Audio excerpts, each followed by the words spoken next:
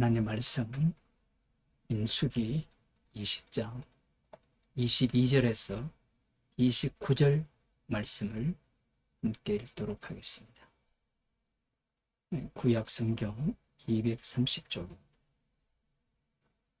이스라엘 자손 곧 온 회중이 가데스에서 진행하여 호르산에 이르렀더니 여호와께서 에돔 땅 변경 호르산에서 모세와 아론에게 말씀하시니라.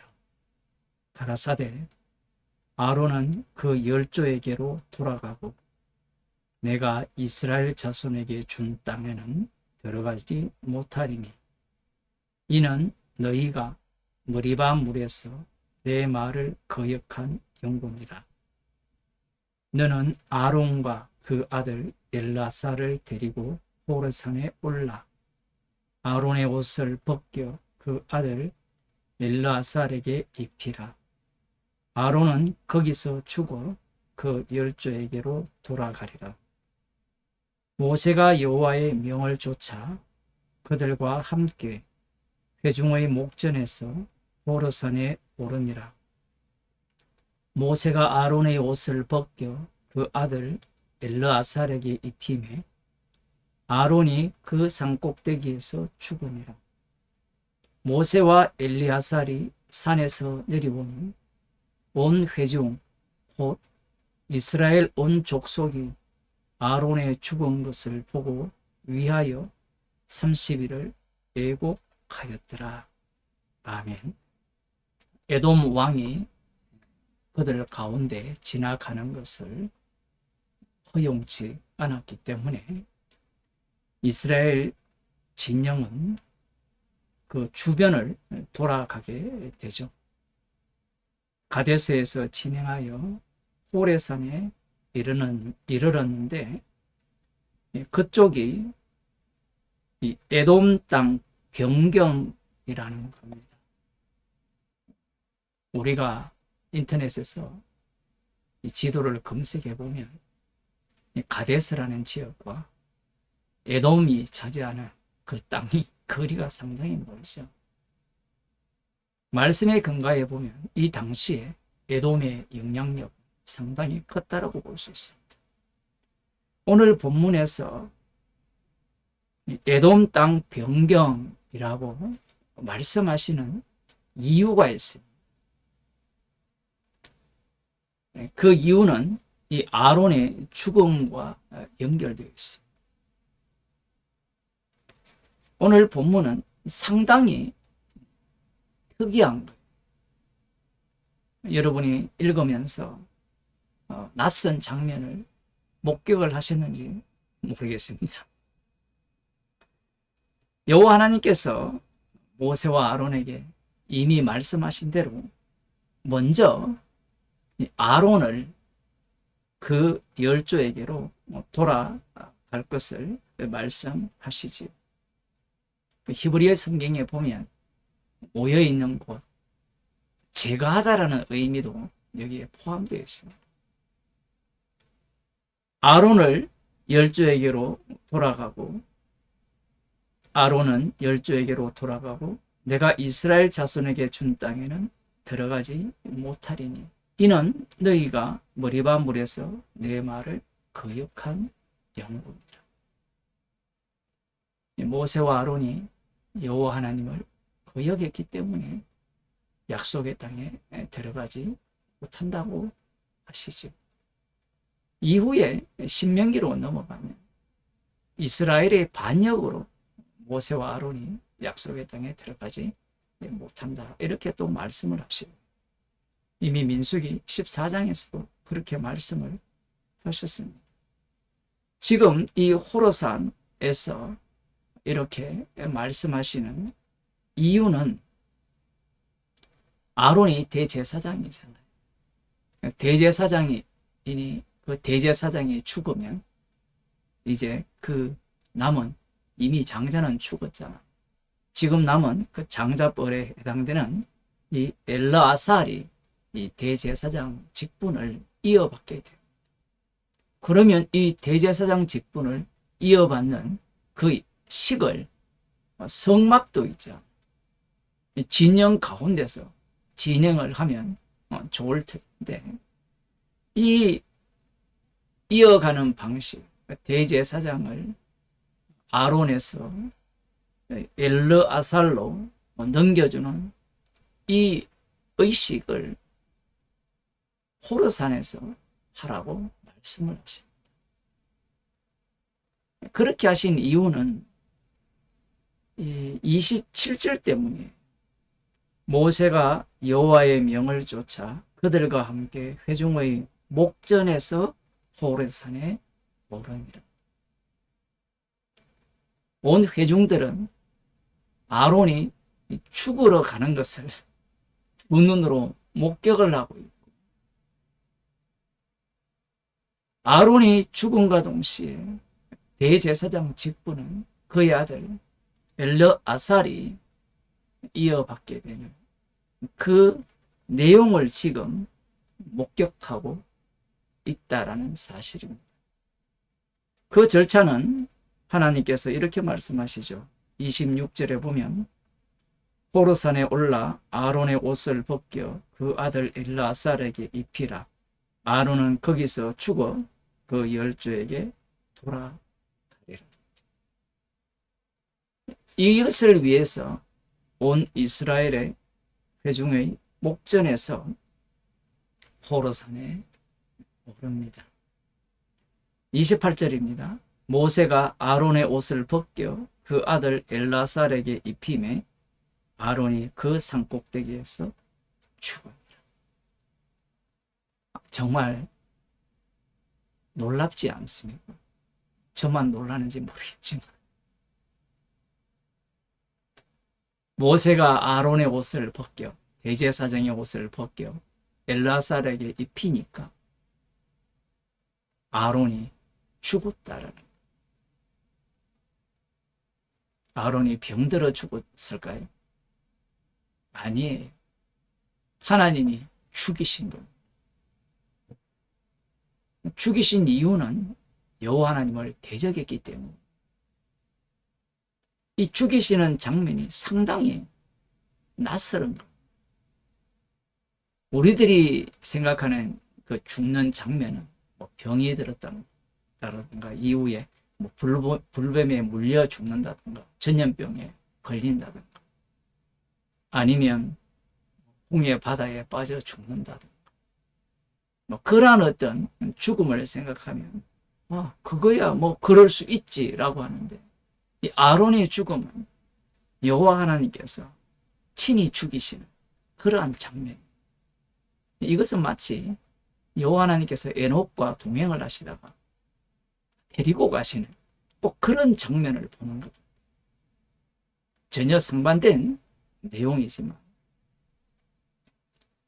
이 죽음은 인간들이 볼 때는 굉장히 억지스러운 죽음인 거예요. 눈으로 볼 때 아론이 지금 죽을 형편이 아니에요. 병에 걸렸다, 아프다, 암에 걸렸다, 그래서 죽는 그런 형편이 아니라 하나님의 말씀을 이루기 위해서 아론을 약속의 땅에 못 들어가게 하기 위해서 그의 대제사장 직분을 엘르아살에게 넘기고 친히 죽이시는 장면이라. 이것을 통하여 이스라엘 백성들의 그 사고 방식, 그것을 또 끄집어 내시는데, 이스라엘 백성들은 여기에 보면 모세와 엘르아살이 산에서 내려오니까 온 회중 곧 이스라엘 온 족속이 아론의 죽은 것을 보고 위하여 30일을 애곡하였더라. 우리는 30일을 애곡했으니까 그럴 수 있지, 당연하지, 그렇게 생각을 하겠죠. 이들이 30일을 애곡한 이유는 이 아론이나 모세를 왕가같이 여겼기 때문에 그래. 이후에 모세가 죽었을 때도 30일을 애곡하거든. 지금 누구를 위해 애곡하는 겁니까?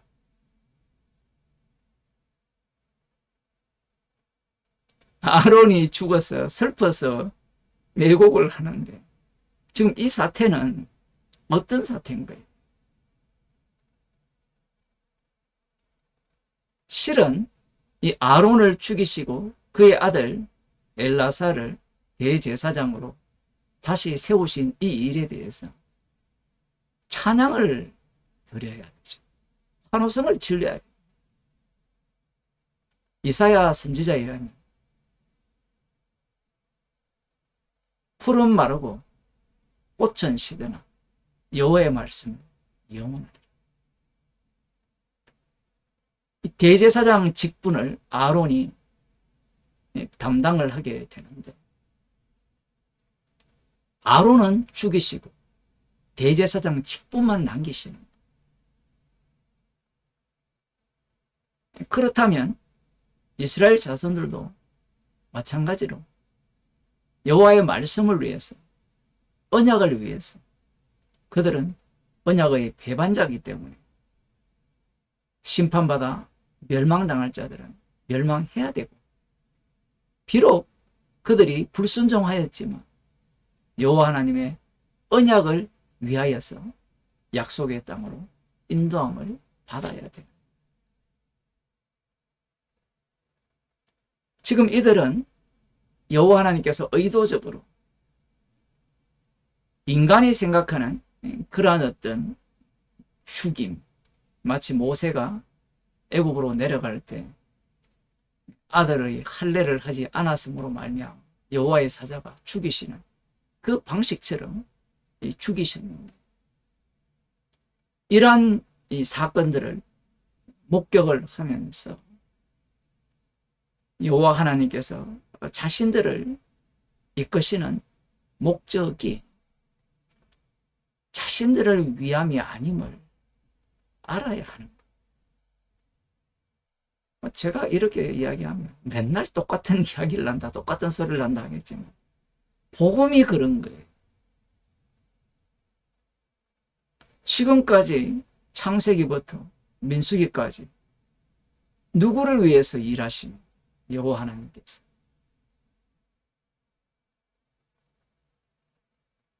인간을 위해서 일하시나요?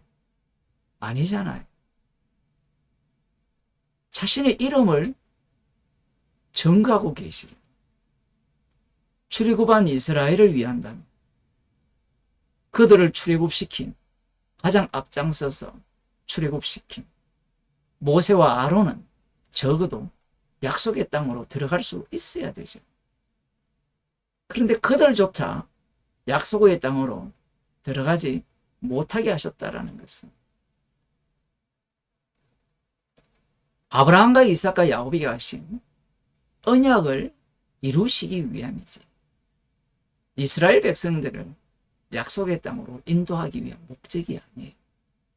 물론 이스라엘을 약속의 땅으로 인도하는 것은 맞아요. 그런데 그 이스라엘을 약속의 땅으로 인도하시면서 이스라엘을 죽이시면서 인도를 하시죠. 그러면서 여호와의 이름, 그 언약을 드러내시면서 언약대로 행하시는 겁니다. 호라산이 에돔 변경이잖아요. 어제도 말씀드린 바와 같이 에돔이 약속의 자손의 아들입니다. 그들조차 약속의 자손의 이삭의 아들임에도 불구하고 저주받았다는 것은 마찬가지죠. 아론 정도 되면 약속의 땅에 넣어 주셔야 되잖아요. 그런데 아론조차 못 들어게 하고 대제사장 그 직분이 약속의 땅에 들어가도록 하시는. 마태복음 8장을 보게 되면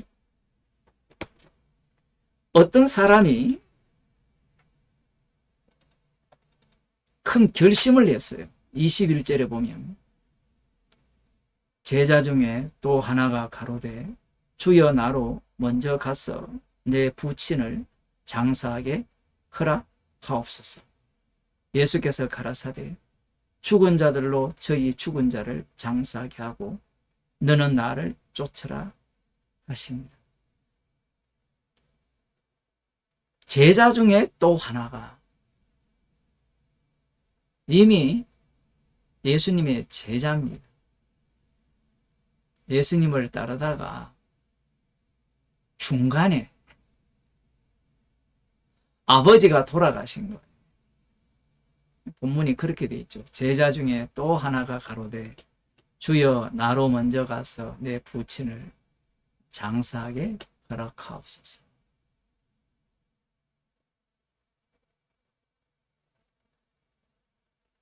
먼저 가서 부친을 장사하고 예수님을 따르겠다라는, 처음에 벌써 예수님의 제자인데 우리라면 뭐라고 이야기하겠습니까? 아유, 참 효성이 깊구나, 효자구나, 그래 얼른 가서 장례 지내고 인간의 도리를 다 하고 나를 쫓아라, 이렇게 말하지 않습니까? 만일에 복음을 듣는 우리들의 부모가 돌아가셨다, 자식이 죽었다, 그럴 때 복음이 우선이지 죽은 자들로, 죽은 자로 장사하게 하라, 그렇게 말하면 그날로부터 교회 안 나올 겁니다. 원래 복음은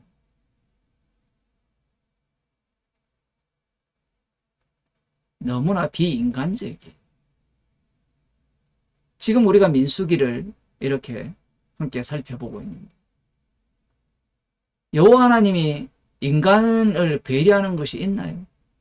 불과 구름 기둥으로 친히 인도하시는데 그 인도하시는 곳이 물이 없는 곳, 먹을 곳이 없는 곳, 원망밖에 안 나오는 곳으로만 인도하거든요. 약속의 땅이라고 하셔놓고 가보니까 자기들보다 훨씬 더 강한 힘을 소유한 자들이 그 자리를 차지하고 있어요.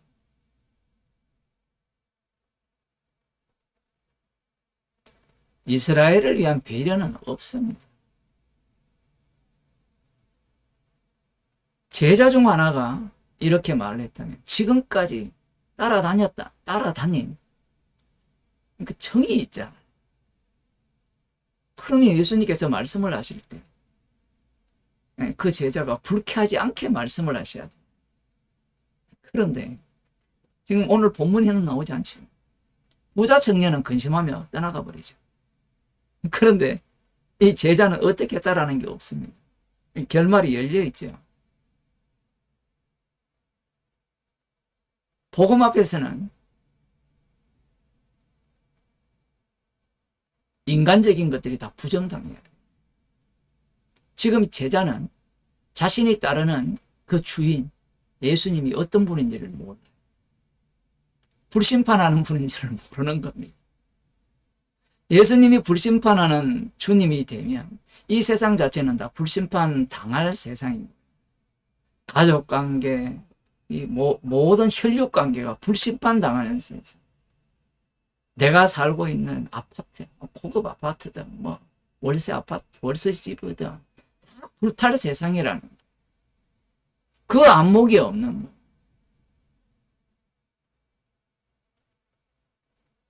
어느 누가 예수님이 효자라 이렇게 말합니다. 목사들이 그렇게 거짓말하죠. 감사하게도 또 가정의 달이 다 지나가게 됩니다.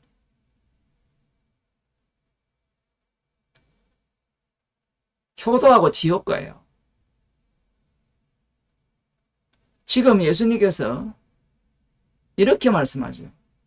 죽은 자들로 저희 죽은 자를 장사하게 하고. 예수님의 눈에는 모든 사람들이 죽은 자들. 예수님을 따른다면 죽은 자들 가운데서 부활하신 주님을 따르는 자들이죠. 죽은 자들 가운데서 부활하신 주님에 의해서 함께 죽고 살리심을 받은 자의 안목은 이 세상을 예수님의 안목으로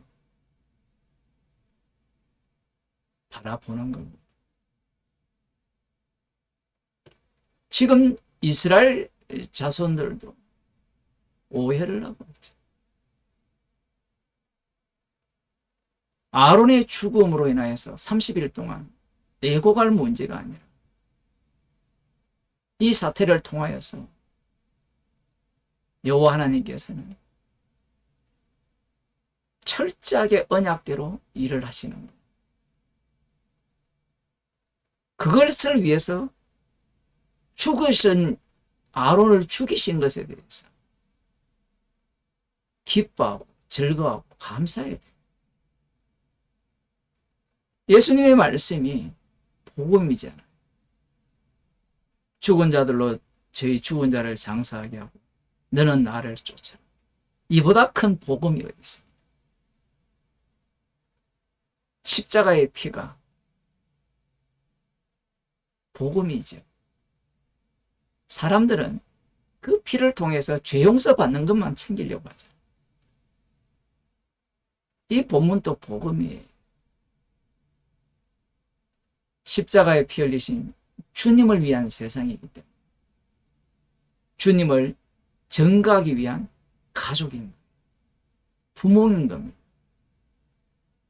그래서 죽은 자들로 죽은 자를 장사하고 주님을 쫓으라고 말씀을 하시는 거예요. 자기 부인이 없는 믿음은 가짜. 기도하시겠습니다. 하나님 아버지, 주의 이름을 위하여서 아론까지 죽이시고 대제사장직은 아론의 아들 엘리아살에게 넘겨주시는 사건을 통하여서 주의 이름을 위한 언약을 위한 이스라엘 백성님, 저희들임을 말씀을 통하여 알려주심을 감사드립니다. 날마다 저희들을 성령의 인도함으로 이끄셔서 주의 말씀이 응하는 자리로 인도하셔서 십자가만 자랑하며 십자가의 증인으로 살게 하여 주옵소서. 예수님 이름으로 기도드리옵나이다.